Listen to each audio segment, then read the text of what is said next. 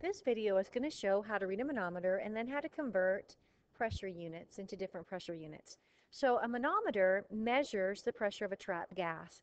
And so this gas is pushing down on this column of mercury, and then the air is pushing down on the column of mercury, and you can see who's actually pushing harder. So since the air is being able to push the mercury away, it's winning. It's got a higher pressure. So by how much? So the first thing I need to figure out is that what is the pressure of the difference between the gas and the air? Well, the pressure reading is all the way up to 620 on the side of the gas being pushed over there, and then over here it's at 300. So I'm just trying to figure out the difference between the 300 and the 620, and so all I do is subtract, and I get 320. And it's in millimeters of mercury, and so that's in millimeters. So again, we look and we said the air is pushing harder. It's got a higher pressure. Well, I actually know the air pressure is 750 millimeters. So then the difference, the gas is 320 lower than that. So all I do is do a simple subtraction of 750 minus 320.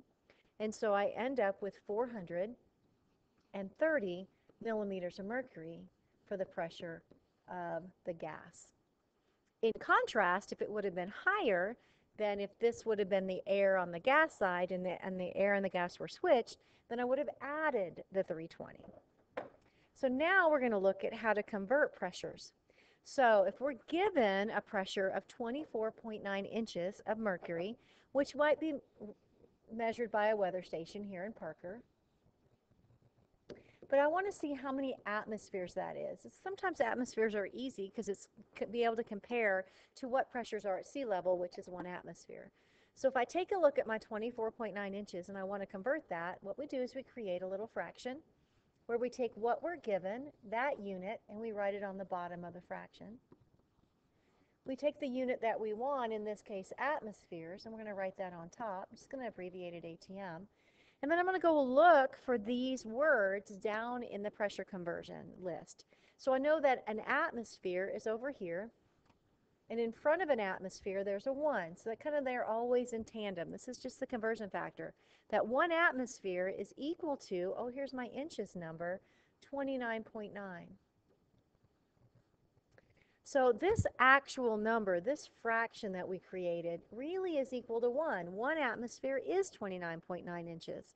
So I'm really not multiplying by anything. I'm not changing the value of my answer. I'm just changing the unit.